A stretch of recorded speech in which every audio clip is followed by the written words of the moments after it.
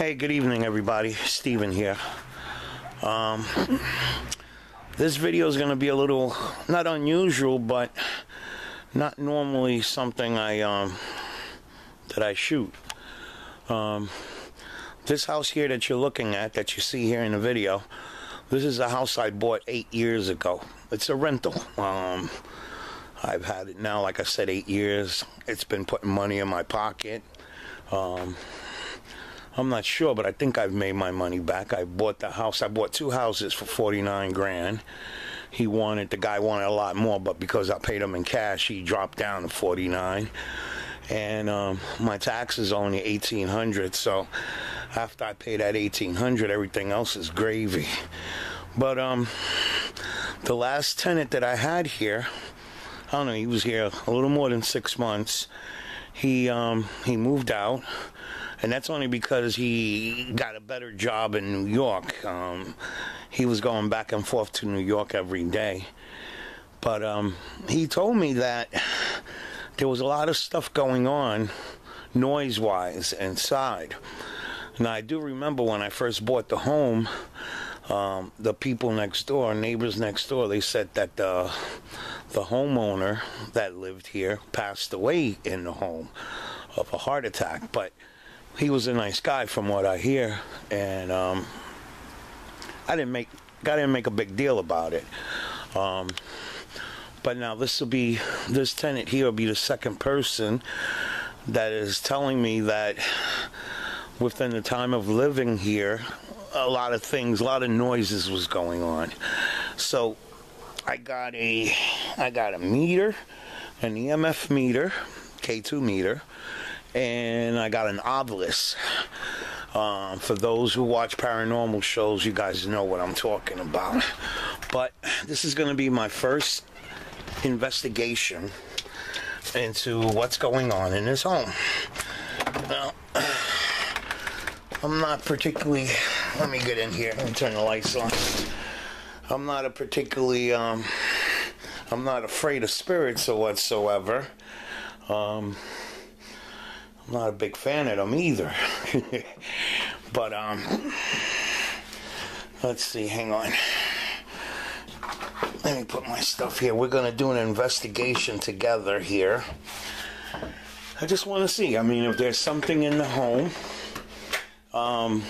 Both tenants didn't say anything crazy.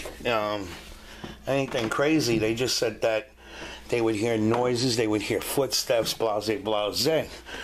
So before I rent it out, I got a girl that's coming next week. She's a nurse, and I'm gonna rent it out to her.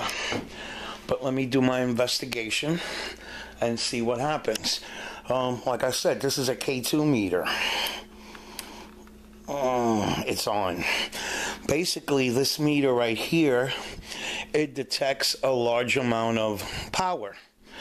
And from what I hear, you know, our body is just, you know, skin or whatsoever, but inside, we're like a form of energy. So this right here, when it spikes up, there's 1, 2, 3, 4, 5 LED lights. It's not uncommon for 2 or 3 lights to go on because it'll register electricity. Okay, let's see this plug over here. Let's see.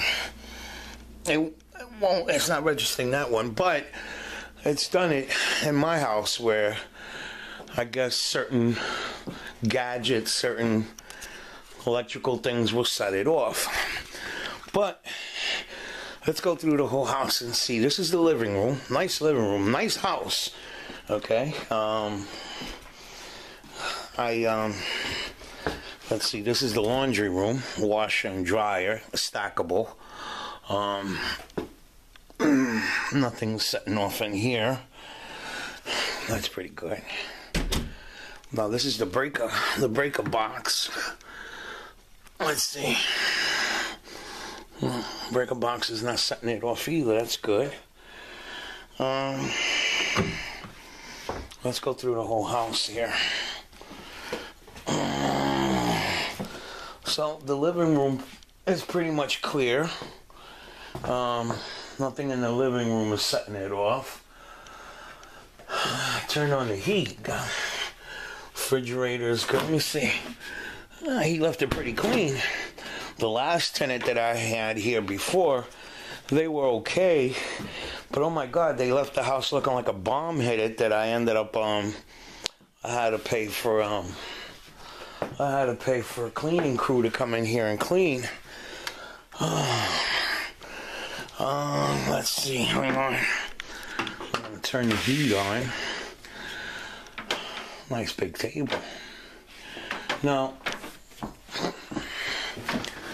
I clear out homes for a couple of real estate companies, and we come across a lot of furniture, a lot of good stuff. And pretty much, if I could, the way I rent this out is furnished.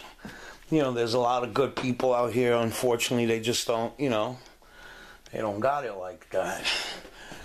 I understand. We're all on a budget. Let me turn the heat on.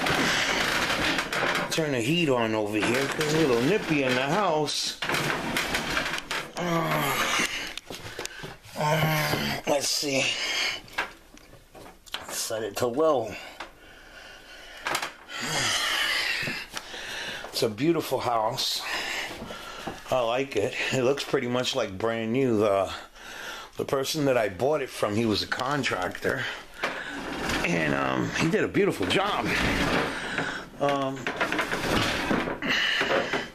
think this table's a little too big. A little too big for the kitchen. I forget where I got this table from. I know I got it from a job. And got it from a job, and let me go around with the meter here in the kitchen. So the kitchen is nothing going on in the kitchen. Now, mind you, I would say, you know, if it was just him telling me that he was hearing footsteps, I would say, oh, maybe you're over exaggerating or whatever. But he's the second person to tell me. Now, mind you, nice furniture. Let me tell you the story behind this furniture. So, I get a call a few months ago from a lady who, unfortunately, she caught her husband cheating on her. They were together 30 years. And she caught the husband cheating. So, she did a couple of things spitefully to hurt him or whatever. But the one thing that caught me off guard, she calls me up, how much to clear out an entire home? Furniture, blase, blase. I throw her a price. When I got there, and I realized that we were talking good stuff, not garbage, good stuff. I think purposely she just wanted to hurt him by getting rid of everything that meant, you know, it must have took the guy. She didn't work, so apparently he was the breadwinner. It had to take him a while to get some of this furniture. I mean, the furniture's nice. This is good cedar. Nice, I like it. There's nothing, no breaks, no damages. Nice. 55-inch TV, Samsung TV. I got a bunch of electronics from them. I got the Wii, the Xbox, PlayStation 2 and 3, and they all work. Nothing wrong with them. Computers, laptops, and I'm not going to tell you what I charged it, but I charged it a nice chunk of money. But in the beginning, I didn't know. You know, when she told me the entire contents of the home, I'm thinking, you know, it was just crap, blase, blase. And, you know, I threw her that price. And she was happy with me because a couple of weeks after taking care of that, you know, emptying her home, which I turned around, I kept some of it and I sold most of it. She called me a couple of weeks later to move her stuff. She had stuff already stored in a storage unit, to move her stuff from a storage unit to her new home, which I can't say where we moved it to, but she was happy with our services. But okay, so again, we're in the bedroom here.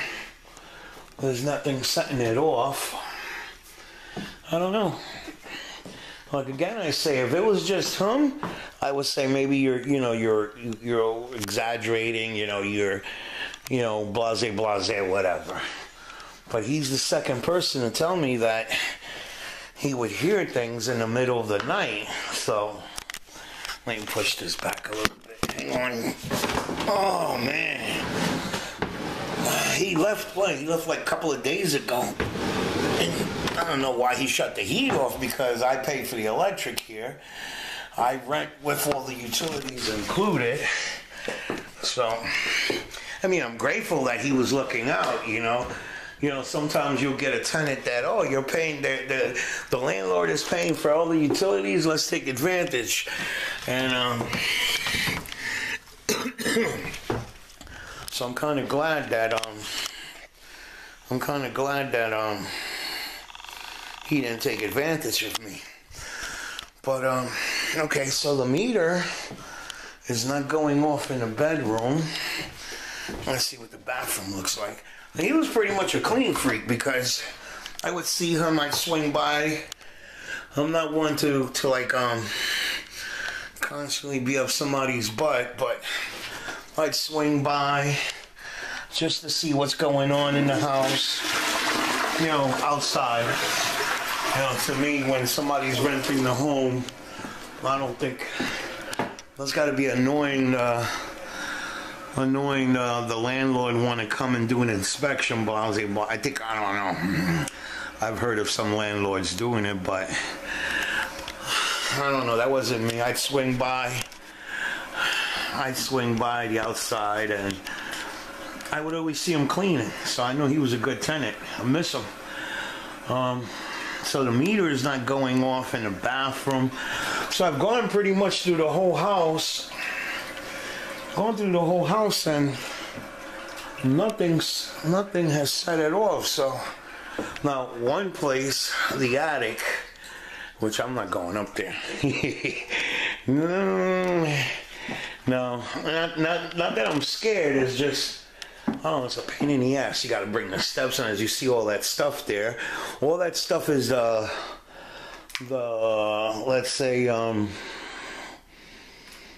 that stuff is a king bed, like the bottom of a king bed. I got them. That came nice. I like it. I just didn't have a king size mattress, so I got him that full. That full there, and did the job. He was happy with that. That's that full right there. Plus it matched the set. So I got to get rid of this before the next couple of days, before that girl comes. I'm assuming she'll be happy with that full. I don't want to get rid of this. The king set, I guess, bring it to my shop. But I gotta put some heat in here. It's nippy. But okay, so now the meter, the K2 meter did not go off at all. Did not go off at all in the entire home. And put that there. Matter of fact, let's turn it back on and leave it on. I got one other item to see, because sometimes I've seen some of these shows where a spirit is kicked in and that meter did not detect them. So I don't know. It's like a toss-up. The meter supposedly detects spirits, and then sometimes the spirit is there and it doesn't detect it. But anyway, I got an app on my phone. It's called The Novelist. If you guys watch Ghost Hunters or whatsoever, not Ghost Hunters, Ghost Adventures. They use oh look, that was the phone. I think that set it off.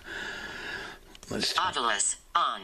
Okay, so the Ovilus they're not the only ones that used it. It's an apparatus that they have on the show, and spirits talk to it. It has a bunch of words in there, and spirits, they manipulate it, and they you could have a conversation with them. Now, mind you, as you see, I'm noticing that meter is spiking a little bit.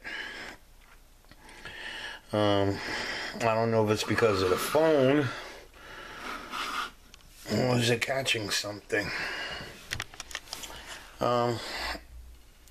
Is there anybody in the house here? Is there anybody from the afterlife in the house?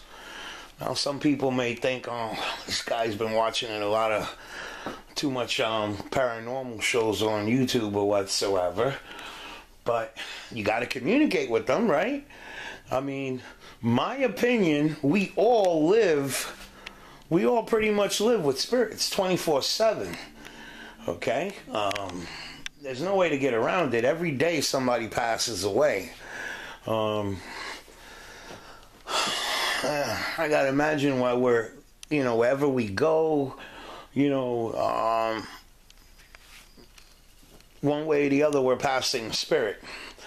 So we communicate to get a better idea of what's going on. Let me take the meter, go into the living room. But you gotta communicate with them. I mean, from what I understand, like I said, telepathy, legion. Now that's an unusual word. It's an unusual word for. I gotta say, that's legion, right?